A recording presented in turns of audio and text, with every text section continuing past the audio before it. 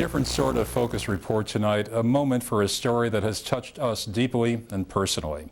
Fox 40 News and the Southern Tiers community of broadcasters lost a friend over the weekend.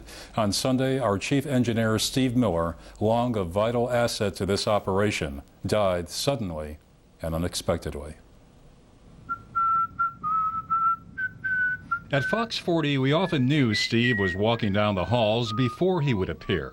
He'd head our way whistling some cheery tune, a welcome sound, especially when others might be down in the dumps. The happiest man I've ever seen. Nothing ever got him down, and that was great. That pretty much sums up our memories of Steve Miller. Over the more than 2 decades he worked at WICZ, his upbeat attitude was just what was needed at times when machines broke and technology failed. Steve's approach to life would remind us that in the final analysis, what should be held most precious are human relationships, how we treat and care for each other.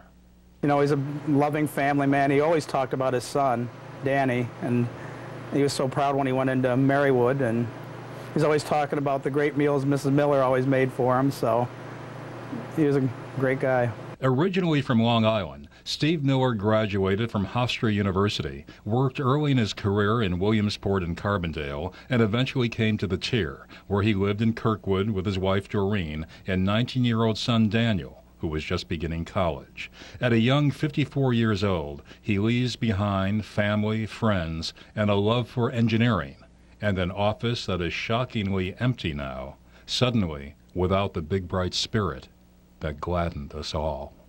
He just epitomized what engineering is all about. Steve really will be missed. He is one of the guys that, you know, he'd always say, those fine folks.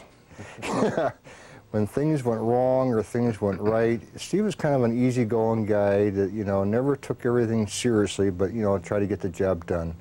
And, you know, it just came as a shock to all of us that, you know, so early in life.